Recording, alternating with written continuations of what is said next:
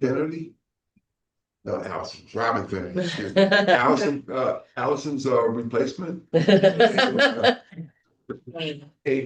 And Rachel Barinello, our counsel. We call the meeting to order. First line of business is to review the governance committee meeting minutes from November 10th, 2025.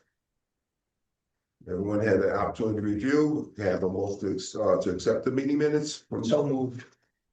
Second. All in favor? Aye. Minutes accepted. Now, just want to have a opportunity to just have an open conversation in regards to the review of the housing study. This study has been a long time in coming. It's very important for the direction the organization wants to go in regards to how we do our housing, our UTEP potential changes, and a real guideline for how the staff and proceed with dealing with housing issues. First, I just want to ask staff about any concerns, issues, or things that we want to discuss in regards to the housing study, and I'm going to ask the executive director, Anna, to help us out with that. Thank you, Norman. The study has laid out a supply and demand issue with regard to housing in Monroe County.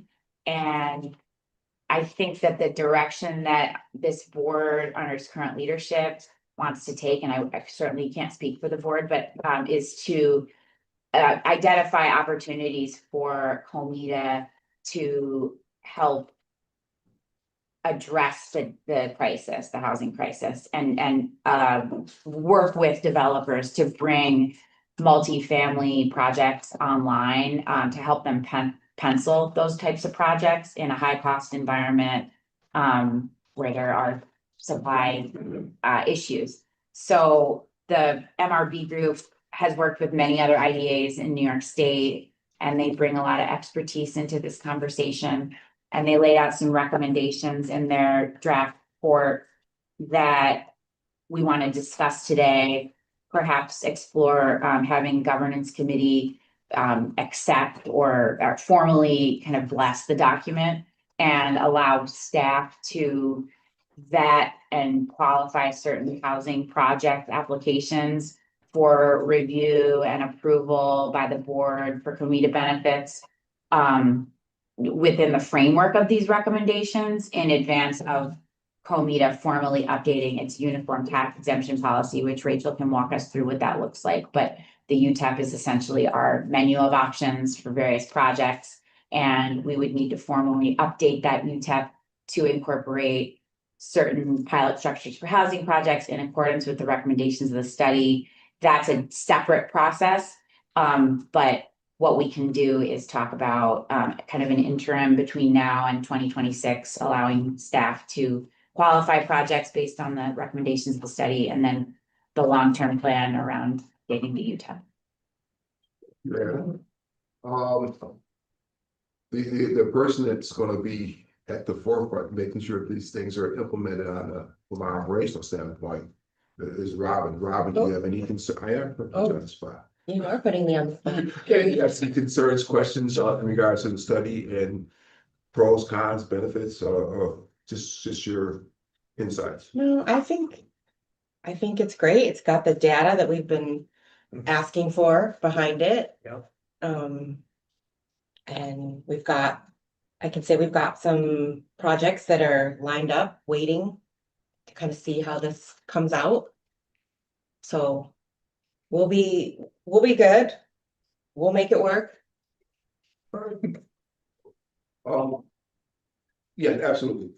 So on the one page for recommend, I think that the terminology, not that it matters, is a little bit off, because recommendation 1 is only defining the eligible housing type. So we're not looking for one versus the other. This is a whole package that we're, So there's 3 recommendations on the front yes. that we would be looking to adopt all 3 recommendations. Yes. We presented at one time different, I wanna make sure we're not talking, there's 3 recommendations, there were 2 options. Right. Of pilot schedules. Yes. So not to Thank you. conflate those 2 things. So we're now looking at what would 3 recommendations and option 1 of pilot schedules. So Greg, I believe today, our goal today is to accept the study, approve it, and then, future is to change the UTEP to adapt the recommendations of the study. Correct. So this is our opportunity just to review it, making sure that all stakeholders have a chance to have their input, and then send it out there and basically publish it, make it known to everyone. We, Anna, Robin and I had a chance to meet with the different IDAs from the 10 county region, and one of the top topics was housing. And the mere fact that we were timely to have a housing study that's fresh out of the oven and ready to go. It's so important, that it means that we're on the same page. That being said, Truman, do you have any concerns, issues with the study comments? No, I had an opportunity to review it. I've read through the recommendations, both 1, 2, and 3, and, I think it, adequately represents, some of the conversations that we've had in the past. So, as long as staff is comfortable with it, I'm comfortable with it as well. So, last person's not before, it's gonna be Rachel. Yes, Because ready. we're always, I close it with council, given this, but it's, what I'm gonna say is that this is not end goal. This is something we're using data, good information, basically talking to the stakeholders, getting good information. And we're at a point, Brett, Truman, that we're gonna be able to make an informed decision and support why we're doing what we're doing. So this is, I really appreciate this. This is what good organizations do. That being said, Rachel, Do I have any concerns? yeah, any concerns, and how do we propose the actual recommendation when we submit it to the full board on December, I believe, 16th, Yeah. that meeting, just the actual verbiage that we're Okay. gonna use. So 2 things that I think just to call, not concerns, just to call the governance committee's attention to. Is if you look at the page that looks like this with the chart, maybe it was page 40 for whatever reasons, but one page it up, page 40. Oh, sorry. It's not your fault. I don't think. So if you look at First is. my printer is, I printed it at home. Okay, here's. Lottie down. yeah, Okay. turns everything pink. The last year, if you look at that last year, the 10, 13, 16 of every pilot schedule. We currently market that we have a 10-year pilot. Right. It's actually a 9-year pilot. It Right. starts at 90 and it goes down to 10, and then year 10 is 0. And we don't think there's any reason for our pilots to sit in place with a 0 abatement. So your option are to shorten the schedules of all of your pilots and end at 10 years. Or end 9 at years. 10%, 9 years, or 13 years, or 16 years. Or just eliminate that last year. What you'll see in this schedule is 2 years at 10%. Something to consider. What's gonna be cleaner? I mean, and what's gonna cause less confusion? Getting changed. I think changing it to a shorter, I think Wait, what do you think? I think eliminating, I think having 2 years at 10% when we haven't gone down in that kind of increment before would cause some billing confusion. Agreed. Versus 5%. Versus just eliminating it Eliminating altogether. the So the 1%. last year you end at 10 and then everything goes on the tax rolls after that. Okay, could we start at 100? that is another conversation of whether you wanna start. If you do that, this kind of, then you're looking at putting the enhanced. You'd have to bump all those to 100. Yeah. So you'd have housing sitting at 100 for 4 years. Oh, I see. See what you're saying? Yeah, Now, if you look at that, because I know where you're going. If you, and I'm gonna try to explain this, I don't wanna cause confusion. We are looking at schedules that'll apply to housing projects only. Right, Okay, we have a set of schedules that we're gonna need to apply to your traditional commercial projects. which will be 10 years. Which will be 10 years or an enhanced, which is gonna be like this, an enhanced and a second enhanced. So maybe the question is, do we go to 100%? We're now conflating two conversations because we're talking about housing. But the question is, maybe to differentiate your commercial projects, when we get to doing those schedules and updating the UTEP, you start at 100% for those pilots. So your housing pilots are 9 years. They start at your standard housing pilot. 9 years, start at 90%, go down to 10, so it's a 9-year pilot. Your commercial projects, maybe you're starting at 100% and going down to 10, so it's a true 10-year pilot. Okay. Or you do the Because same thing Because the with, commercial project is So one opportunity at 100%. why couldn't we do standard 10 years? And then the last year we forgive? we would just drop it off. Drop it off. Yeah, that's probably the thing to do for purposes of this discussion is to drop that 10, 13, 16 years. So instead we have a 9, 12, 15-year pilot and everything's neatly goes down at 10%. Because we don't do our billing. Keep Right. that in mind. The taxing jurisdictions do the billing. Right. So we don't want to do anything that's going to create confusion. Oh, God. Rachel is at 9, 12, and 14. It's only an additional 2 years. That's what I was asking before. No, 9, 12, 12, and we 15. look at what's in your packet. Yep. Right, my packet be- shows a 10-year pilot. Am I not looking at the correct? No, you are 10, 13, and 16 years. Right, so I So guess we're I'm a little talking confused. about it- So what eliminating Rachel was that saying, there were last year. two versions of this schedule. One was had this 10, 13, Right, one had a 16. 9-year and the One other was had the 9, 10-year. 11, 9, 12. yeah, we had watered, so MRB group came to staff with this recommendation as to Right. how we might consider approaching housing projects in our UTEP with pilots.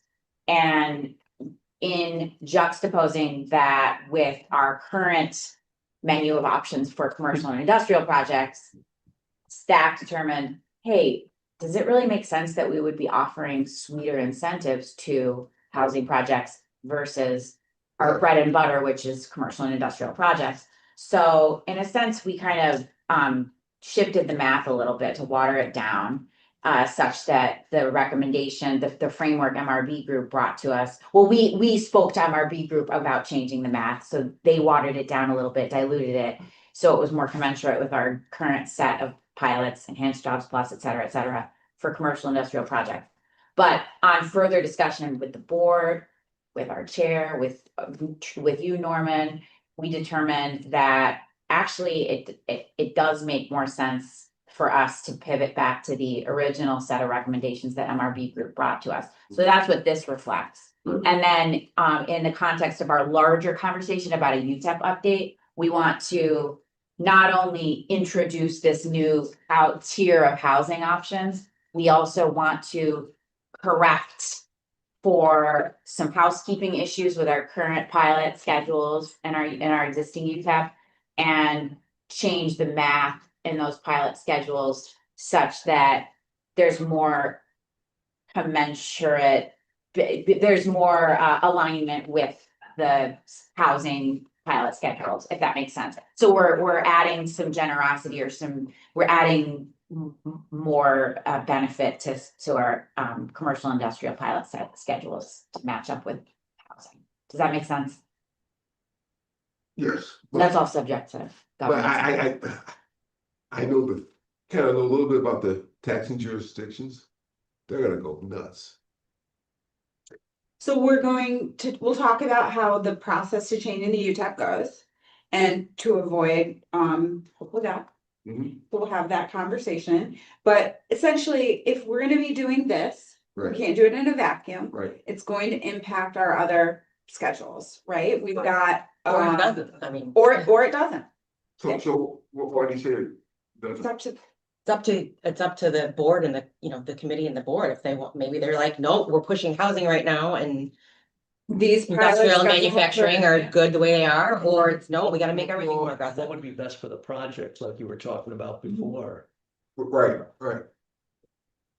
What are your thoughts? The two housekeeping items that I mentioned were the fact that our current pilot schedules for commercial and industrial projects are essentially 9-year pilots, not 10-year pilots. So we want to tweak that, So, correct cool. that. And then for new projects, if it's a new company like a Fairlife showing up in Monroe County, our current requirement in the UTEP is for 10% job creation on top of their existing jobs. So for new projects, that equals out to 1 job. So you might recall that with like the Amazon project, with I think with Lifecycle, I think with Fairlife as well, we asked the board to institute a larger recommendation around job creation metrics. So what we'd like to do in an updated UTEP for COMIDA is for new projects, seeking a certain amount of benefit, introducing a larger number than 1 Right. for new job creation. I just think, I think we just have to be consistent. Mhm. And I think that's the key. I think we should really accept accept the study. Mhm. And before we make these changes, it's gonna impact the taxing jurisdictions, we have a discussion with them. Because I know they all run different types of programs from, I know the city, they use a Munis program, and I know other places they have PeopleSoft or different What do you types. mean? What do you mean by? Oh, Yeah, we're- Oh, Financial program. Can I hop in and respectfully, Norm, I don't know if I agree with that path. That to me just feels a little bit like for lack of a better term, and trying to say this as respectful as I possibly can, that the tail wagging the dog. I think that the purpose of the incentive is to actually incentivize investment in underserved areas. And so from that standpoint, the focus really should be on crafting, I think, an economic benefit that truly spurs economic development. And so, if we try to back that off simply because we think that the administrative burden of it is too high, I don't know if we're actually achieving. That's not what I'm saying. Oh, okay. Okay, what I'm saying is that we accept the actual study. Mhm. And then we have discussions with the stakeholders about what the impacts are. I'm not saying we stop it. I'm saying what you do, we can do anything we want to do. Well, you build consensus by talking and having communications with the people who are going to be impacted by it. That's what I'm saying. That's what I said. Did I say that? Yeah. I think it's So- worth clarifying that you mean publicize what we're doing, Yeah, and have a discussion with them, saying, guess what? a This is heads up. This is what's going on. This is what we plan to do. What do you think? And then we're gonna do what we need to do, what's best for the organization anyway. But what you do when you're doing something, you'll always inform them and let them know this is what's happening. And that's just it's like a public meeting. You're talking about this is what's going on, but this time you're doing it with your stakeholders. You're doing it with City of Rochester, talking to Ronnie Point, Rush, all these different entities that have to manage this, and just to be thoughtful and mindful of those folks who are in it. You bring them to the table and say, this was happening. This is what you think. They can give you feedback. Okay. Yeah. So we just went through and did a housing study, but now with what we've seen with MRB, are we talking about possibly changing not just housing, but beyond? So, That's the question that that staff is posing to the committee. Right. Is do you feel that in changing, in introducing these pilot schedules for Which are more housing aggressive. that are more aggressive than what is currently in our UTEP for Yeah. commercial, Yeah. that we then need to adjust commercial either to be the same, because we could easily take this and make these schedules the same schedules that we use for commercial, and obviously the way you qualify is different. So we would see a lot of jobs plus pilots like we do now, the 10-year pilots. Enhanced would match this, and different qualifications, commercial based on investment and job creation. And then the premier level would again be higher levels of investment and job creation. So the work might be done for your UTEP considerations as far as commercial industrial. You might say leave them alone. We think we're serving commercial industrial fine. Or this is the starting point and we can use this to arrive at some different. that's where we need the discussion. Absolutely. That's where we need the That's discussion. the discussion. Because it's, Yep. by doing this, it's gonna have an impact on everything. Right. And I think we have to be, like I said earlier, consistent. So I think I've said this, well, this is completely my view. And it could be wrong, right? But I think comparing residential to commercial, and when I say commercial, meaning, industrial, job development, et cetera, I think it's talking apples and oranges. I really do. And so I'm not sure if saying that, like this is an if-then statement, right? If we make a pilot schedule that's 10 years for residential, because of that, then we also need to increase the pilot schedule for commercial. I feel like that is faulty logic. I don't feel like the two actually need to be linked. I think that the reason we're saying that we want a 10-year pilot schedule for residential is because the costs to develop residential relative to the income that's being generated relative to the stabilized market value in today's environment is such that it merits a 10-year pilot schedule. Full stop, in my mind. And if what we're also saying is now we also want to have a separate and distinct conversation about commercial, then we can do that. But linking residential with commercial, I just feel like it's a slippery slope. Again, there are different dynamics that are at play for the evaluation of each one of those different types of projects. I just don't know that we need to link them. What's the damage by linking them to what's the pitfall? So again, it's just a slippery slope, right? Saying that, well, the schedule for a residential project is more aggressive than the schedule for a commercial project. See, Truman, we can go, if you take that approach, someone could say, guess what? Why is COMIDA into housing at all? Because there's other entities out there that focus strictly on housing. So to be consistent with what we're doing, we should be consistent in what we're doing. So there's New York State does housing. They have different housing opportunities. And all this different housing.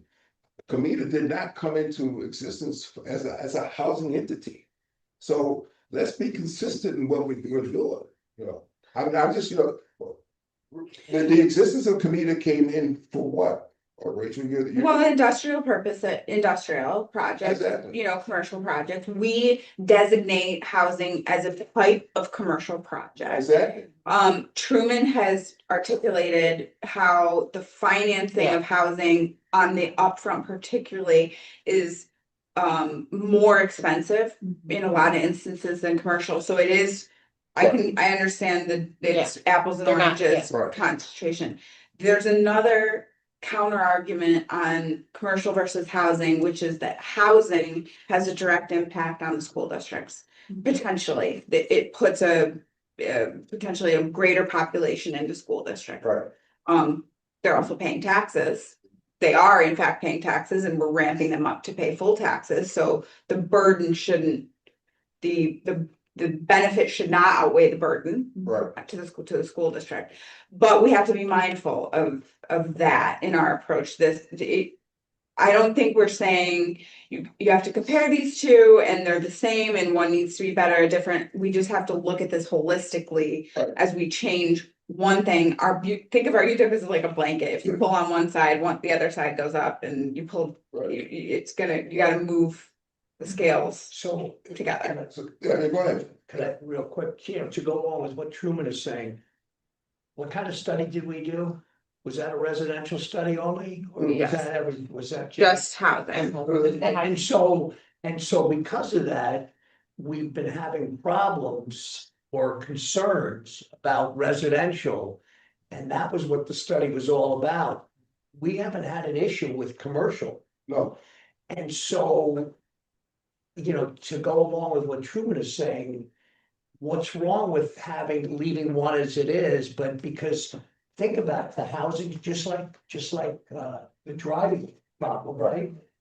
We need housing for projects. It's not just bringing projects, we need housing for projects, so why would you keep them separate? We gonna upset anybody? I think that there's a possibility of that. Well, in fact, I don't, right. to your point about the convening, Norman, that we had with our neighboring IDAs, the conversation was very much focused on housing and the need to focus on housing. And those discussions are happening statewide with industrial development agencies. So we're certainly not alone here in having that existential paradigm shift around, well, we're an industrial development agency, not a housing development agency. A UTEP is a living, breathing document that is supposed to evolve with the changing dynamics of a county or a municipal economy. And so it stands to reason that the COMIDA, given the very unique dynamics of today's 2025 economy impacting Monroe County and beyond, that we modernize. And we announced in 2022 COMIDA Modernization Initiative 1.0. And, it's always been in the back of our minds that as part of that modernization odyssey, we would update our UTEP, that we would solicit some outside expertise, some third-party vetted data, and that's what exists inside of this housing study. So, and also, Norman, you had pointed out in recent conversations that at the state level, the governor's office very focused on housing and pro-housing communities, and I think we don't want to get out in front of developers, but we want to provide resources and tools to developers to help them pencil projects that are needed to meet the needs of today's Monroe County economy. And again, I'll say a tired cliche idiom that I spouted out at the last meeting is that housing is where the jobs go to sleep at night, and housing development is economic development. Site selectors are looking at housing inventory when they're scoping out geographies for projects, like Fairlife's. Where are the folks the 300 people that I want to hire to man this plant? Where are they going to be able to afford to live? That's a real consideration. So it is industrial development. Yeah, and so just to, I guess, place a final point on this for me, I feel like there's no need for us to relitigate the merits of whether or not we should be supporting housing in Monroe County at this point, right? That is a binary question, right? Should we or shouldn't we? I think that we've concluded that 100% we should be supporting housing. We should have a pilot schedule for residential development.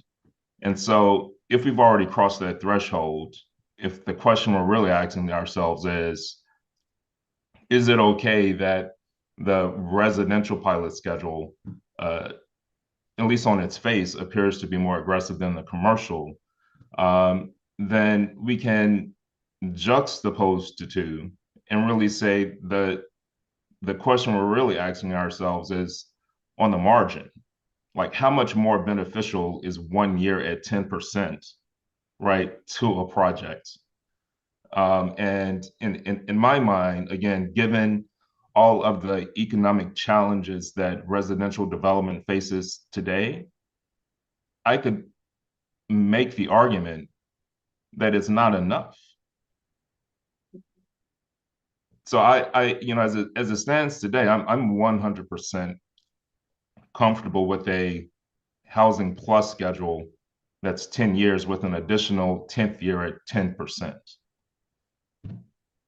Like we could potentially do more. And because we're not, again, I think that it would be very, very difficult for someone to make the argument that says that we are over incentivizing housing with this schedule relative to the incentive that we're providing for quote unquote commercial industrial development. Again, on the margin for the housing plus, it's one additional year at 10%, right? You could also go 90, 85, 80, like if you wanted to. Yeah, if you want to Instead of- front load the benefit, Which is what they, I mean, and I I think figure that's benefits. that's what they. that's the bigger benefit Are of this looking type of for. file, yeah. Is that front? What's wrong with that? Nothing. Yeah. So I think, true, we have flexibility that we can work out the math and see what's best. I think today we work to accept the study and then we deal with implementation of the recommendations. I like the idea better at the front end, Exactly. what you just said versus the 210s at the back end. It just makes more sense for. Well, it's the first few years of a project are always the most difficult.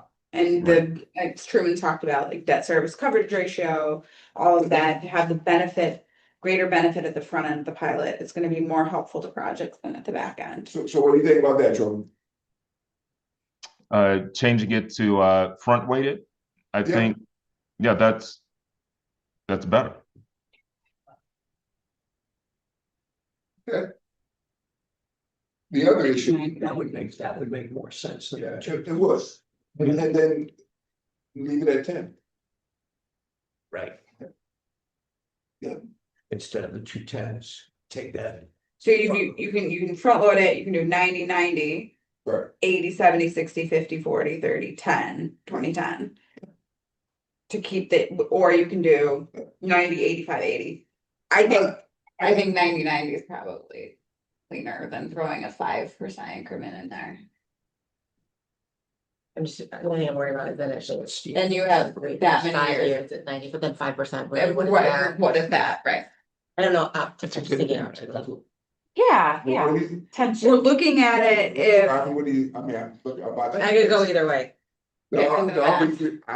I see. I'm also thinking optically too, what that looks like. so Yeah. we're saying, when you looked at enhanced housing plus, if you make that, what is the 2, 5, and 8 year, a 90 to front load it, then you've got 5 years at 90. 90%, which just calling it out. I mean, I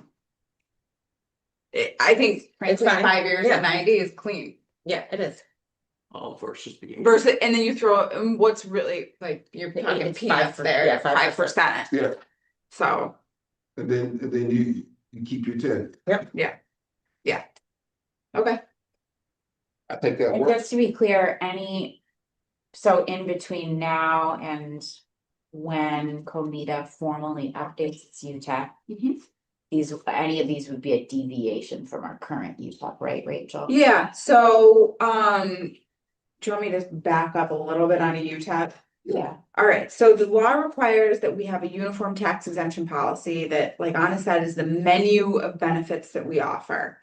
It's the sales tax, the mortgage tax, and the real property tax abatement. Obviously, the detail is much greater in the real property tax abatement.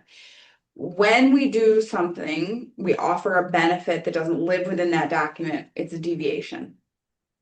Historically, when we deviate, we seek the support of the taxing jurisdiction to do so, so that we're not doing this without data behind it. The data behind it has typically been the effective taxing jurisdiction. The data behind deviating on housing is this study.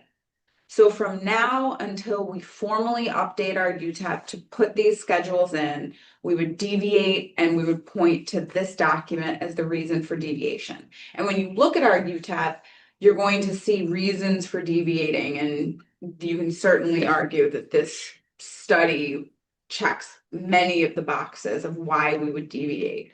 And it's only going to be for a short period of time. We're going to try to get this UTEP updated. We have a draft of it, but that's once we get through this.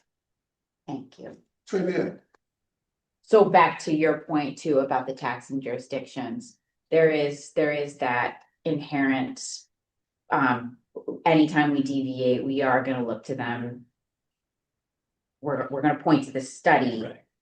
but I think in between now and updating the UTEP, if we deviate and point to the study for a housing project, I think we would in an act of good faith, connect with those taxing jurisdictions. Yeah, right now what they get is a letter from us saying, we're deviating, this is how we're deviating, and this is why we're deviating. It's an opportunity to just, It would publicize it early. A year ago, when we went from 10 to 20 without any exactly. And you're, magic. you're just spreading a little goodwill. You're doing it that way. Mhm. Thank you. Sure, So, good discussion, yeah. Hey, now it's time for action. action. All right, any other discussion, Drew, No, I'm good. Thank you. Brett? Well, good. Right, so you're gonna make a motion to recommend this to the full board. With the changes discussed.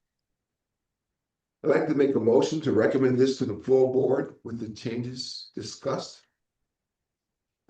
So moved. Just a comment, if we're gonna recommend that now, do we front load or is that? I think you decided to front load. Oh, We're including. Yeah, with the change, yeah. We the change, yeah. changes as discussed. Don't move. Okay, so. Second, All in favor? aye. Thanks, Truman. All right. Do we have any other business to discuss? No, you know what, I'd like to publicly. I go would on love record, to, Norman, and if say- you could talk. 1 second. Oh, sorry. Oh, no, I'm sorry. I just wanted to publicly go on record, Norman, and say that, well, both for you and Red, I know that the genesis of the housing study, has been something that, you've been a proponent of for a long time.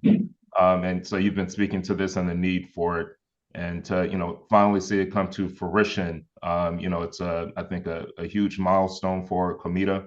So I just want to, publicly, thank you for your leadership in this effort and, moving us forward. So good job. It's a win-win all around. I appreciate that. But truly, what I do, I always play the role of what if, and I want to make sure that we're covered in the organization that I'm with. That's why I asked the question about, the balancing of commercial versus residential. It's not for me. It's just if someone comes in and starts, asking us questions, how do we justify it? So we have this discussion right now amongst us, and we work this out, and we get to a point where, hey, it makes sense. I'm convinced. Let's move it forward. And that's when we have those discussions. So it's so important that we build consensus and we're on the same page. Right. And I think, going back to a year and a half ago, we didn't have, when we made the move, there was some pushback. Yes. Right? Yeah. For real estate. Now we've got we're good to go forward with what it is. Nobody on the commercial side is complaining about the way it is, right? Is anybody? No. So, But, you know, well, I guess if we were, your site, we could have said, we should do a whole study, but if we wanted to do it, We needed it for those. oh, this, Yeah. it's so important. It truly is. And the timing, Truman, everything that you say, I agree with you. I know of young people who are making real good money and they can't afford to live on their own. They have to have a roommate, or they have to go and live with their parents because it's just, the rent is too high. So, or they can't, because of the supply is so depleted, they can't buy a house because everyone's renting. So, we have to get to a point where we have to change the supply so that the demand is changed. So that's where we're at. The next thing we have to tackle is the utilities, the need for power. That was another thing. So no, we're dealing with this. The next thing that we need to go after is the utilities and see where the local utility is, and if they're gonna be on the page with us to help us provide reliable power to our people who live in this area, or we have to do something else. Well well, I said. think it's some of the, in the other recommendations that they listed modular But, as well. oh yeah, modular is, that's another topic. Yeah. So there's a lot here, I think, in terms of, so it's 11:26 and I don't want us to go much past the hour. But UTEP, Rachel alluded to the fact that we do have a draft update to the UTEP. So I'd love if Rachel could just kind of give us a quick windshield tour of like, what does it look like what would it entail for COMIDA to update our UTEP? Like incorporating the housing options Yep. plus Yep. tweaking the existing ones. So right now, the law does not require the committee to do anything specifically. There would used to be requirements about very specifically about how an IDA had to update its UTEP. Now you can do it any way you want, which would be reviewed by your governance committee, which we do committee organization as far as our recommendations go. So the governance committee can look at it, make changes to the UTEP, and make a recommendation to the full board. That does not allow for publicizing and informing the affected taxing jurisdictions if we did it that way. So in order to ensure that, there's another route you can take. And it's really up to the agency how you want to go about it. Some agencies send lined versions of the UTEP showing what the changes are. Ours is going to look extensive. They're mostly form over substance. Just cleaning it up, making sure it tracks with the law, it tracks with what our counterparts are doing. So most of it is form over substance, and a line I think would be unhelpful and would look much more intensive than it is. It would, so I would discourage that option. You can send it to the taxing jurisdictions, pointing out what you've done. Without a line, just tell them, here are the changes that we made. We can enumerate them. You can meet with them. There are 19 of them. That would take a lot. You can have a public hearing. And What is your recommendation? well, I like what you said about publicizing it. I think that that's a good idea. I think you have to do what's in the best interest of the agency. So once you've decided the route that you're going, I think that you have the data as this agency to know what's best for business, what's best for housing, what's best for the community. So you forge ahead. I think either mailing the changes or a public hearing works. I think mailing the changes and inviting written comment probably is the most efficient way to do it.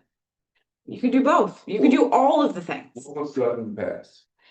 In the past, there used to be a requirement that you had a public hearing. So that would have been what was done in the past. It's a mixed bag of what agencies are doing now, of whether they send them, just go ahead and make the changes, have a public hearing. I just have a quick question. What are the other IDAs doing? How are they doing it? Because, I mean, you have a friend group now, so. So I have to say it's two things. It varies. Sure. Our UTEP is very specific. We lay out the pilot schedules, soup to nuts, of what if you come in with X type of project, you get Y. As Truman let us know, and he's absolutely correct, a lot of agencies don't have that. Their UTEPs give their executive director the authority to negotiate on a case-by-case basis and their UTEPs say things like, the executive director has the authority to negotiate a pilot up to 20 years, and it shall apply to the increase in assessment only. Steuben is an Steuben. example, yeah. Genesee is similar. Other IDAs get very specific like we do. So when you have a more general UTEP, what are you publicizing if you make changes? So, Not much. We're gonna continue to negotiate on our own. so We have a very specific UTEP that people are used to and have been following for a long time. You make a drastic change like that, they're really dramatic. The rationale for it. And I think with our IDA, I heard it, someone said that we do more volume per dollars than any other IDA outside of New York City. We do a lot because there's only one other IDA in the county, and it's the Village of Fairport. And IDAs that sit like New York City is kind of an unfair comparison. We were talking about this last night, or I was talking about this last night. New York City IDA carves out the types of projects they can even do. So even though they're the New York City IDA, they can't do the breadth of projects variety that we can. They have some very interesting enabling latches. So we do kind of stand out on our own, and it's hard to find a comparable agency because of we're Onondaga County is similar. One county IDA, and I don't know that there's any out there. The city has an IDA. So it's hard to be apples and oranges. We're apples to apple comparisons with really many other counties that are as large as Monroe County, and we do not have any suburban IDAs other than the Village of Fairport. And so they do just the Village of Fairport. They don't do the town of Perrington. They just do the Village of Fairport. And we don't want to change any of it because this IDA is working well. Yeah, it has been decided. We're the one IDA. So my recommendation is you have to take all of that into consideration. Okay. Our size, the number of towns that we impact, how specific our IDA is, our UTEP is. Those are all the things to take into consideration when you say, okay, how do we go about changing this? And I think you're right. If you just do it. Ruffle feathers, yeah. Get the information out. And also too, outside of Monroe County, because of all of the things that Rachel just mentioned, I think there will be folks paying attention to what COMIDA does, because we do stand on our own. We're in a league of our own as an IDA in terms of jurisdiction. I'll tell you, I went to that meeting and I was really impressed with you guys. What you guys. Oh, thank you for saying that. Thank I you. mean, everyone else was belly aching and griping, and you guys said, guess what? This is what we're doing. This is how we're doing. Well, this You didn't like anything up. changes make us more trendsetters for all the IDAs. I mean, everybody's I doing think it different. gives us something to tout, something to broadcast that we're innovating in the housing space. I don't necessarily want to Yeah. put a target on us, but housing, as I mentioned, does come up when we convene with the other IDAs often. There's an Albany conference in February, the Cooperstown conference in May. This would be something that we could share as an update. I think the one other thing there and then I know we're going long.